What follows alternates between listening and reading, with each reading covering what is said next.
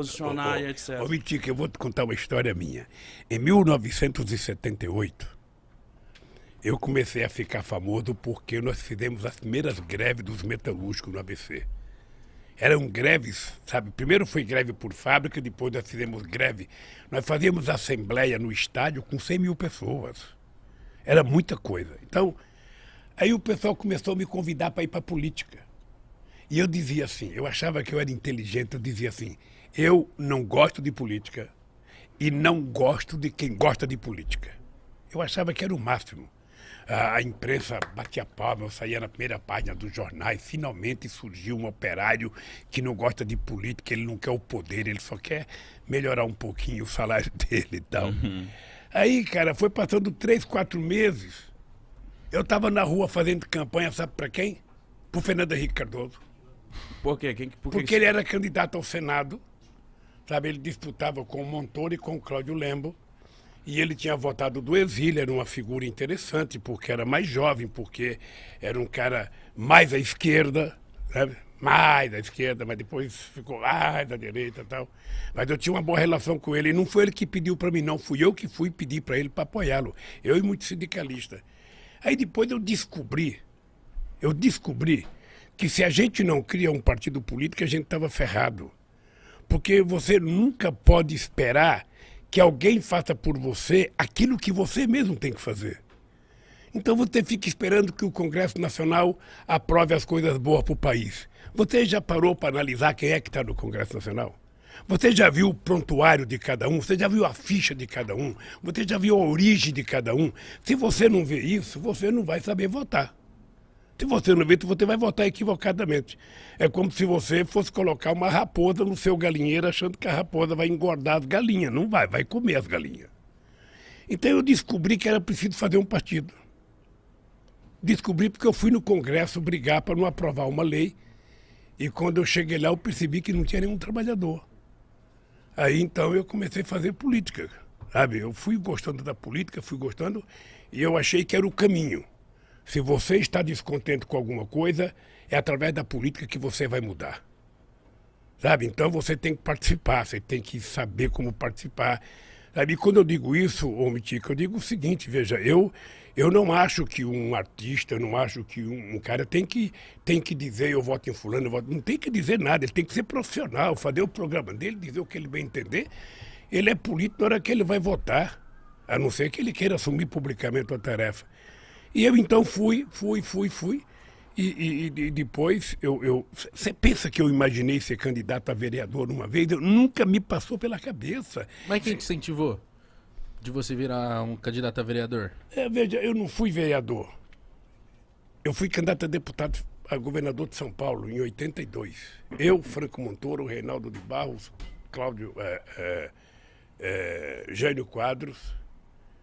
Era assim, eu fui candidato, eu pensei que eu ia ganhar as eleições. Cara, eu estava famoso por causa das greves. Eu estava famoso. Eu ia pro interior de São Paulo, era gente na rua aqui. As pessoas não imaginavam como é que eu juntava tanta gente na rua. Eu dava autógrafo.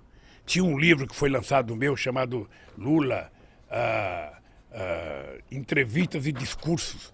Eu descia do palanque, lá tinha que dar autógrafo, sabe? Eu pensei que eu ia ganhar as eleições. Puta merda, só tive 10% dos votos. Fiquei em quarto lugar, perdi até do Jânio Quadros. Mas de primeira? Mas eu achei que eu ia Tava ganhar. convicto. O comício do encerramento da campanha no Pacaembu.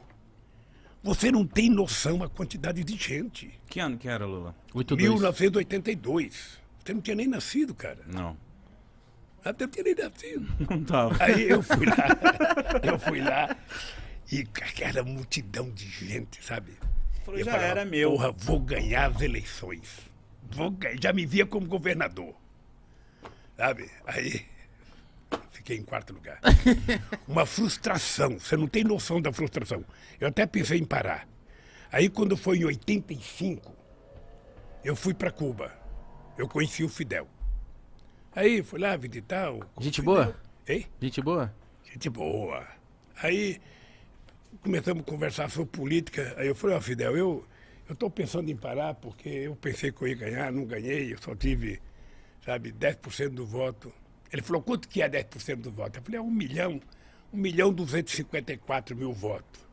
Ele falou assim para mim, ô Lula, não existe na história da humanidade nenhum operário metalúrgico que já teve 1.254.000 votos, cara.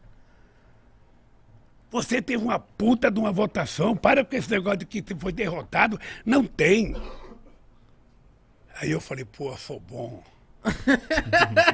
O Fidel falou, então... Sabe, então foi muito bom, porque isso me deu coragem de entrar na política, eu fui aprendendo. Era muito chato, porque eu imaginava que todo trabalhador ia votar em mim. Sabe, eu falava, bom, eu sou trabalhador, sou do Partido dos Trabalhadores, todo trabalhador vai votar em mim. Puta, eu ficava nervoso, mais nervoso. Eu ia fazer comício nas estradas, chegava, sabe, nos corta, a classe média, sabe, apoiava a gente, batia palma, sabe, nas universidades, todo mundo. Mas quando eu passava nos caras que estavam colhendo algodão, cortando cana, aí eu ia fazer passeata aqui em São Paulo, no centro de São Paulo. Aí quando tinha um trabalhador trabalhando numa construção na Casa Civil, todo mundo, Lula, Lula, um trabalhador. Aí já mandava, eu levantava a mão, cara. Mas por que você acha que você não era popular com os trabalhadores nessa época? Não, é porque é o seguinte, o povo não tinha o hábito de fazer política. Política era uma coisa estranha. Esse é um país em que demorou. A mulher só foi ter o seu primeiro voto em 1934, porque ganhou na justiça. Esse é um país que só votava dono de proprietário de terra, gente alfabetizada e gente que tinha conta até de 200 mil réis. Pobre, analfabeto e peão de fábrica, jamais votava. Aí o pessoal também falava, pô, esse Lula é um analfabeto igual eu, porra, por que eu vou votar nele? Ele não tem condições. Aí eu descobri que leva tempo, viu, Gão? Leva tempo para você convencer as pessoas das coisas. Aí é um trabalho de muito debate, de muita discussão. Quando eu passo num lugar que eu vejo um cara ser contra a política, eu não acho ruim. Eu fico só imaginando que informação que ele recebe todo santo dia. Porque eu tenho uma coisa que eu falo para a juventude o seguinte, olha, ô Igão, você pode não gostar de política. Tá? Você pode dizer, eu não gosto de política, política é tudo ladrão, Lula é ladrão, sabe, Haddad é ladrão, Fernando Henrique Cardoso é ladrão, Bolsonaro é ladrão, Dória é ladrão. Você pode dizer tudo o que você quiser.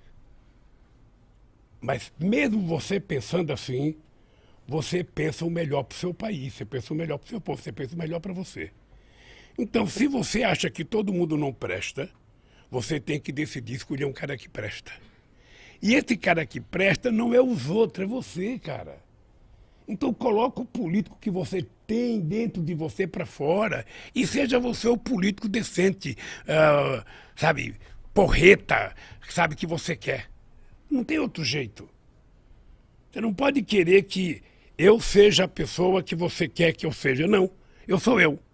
Agora, se você quer um cara top, é você, Mitico, é você, Igão. É assim que se faz as coisas. A política no Brasil não dá certo porque as pessoas não têm compromissos ideológicos. As pessoas são eleitas porque são eleitas.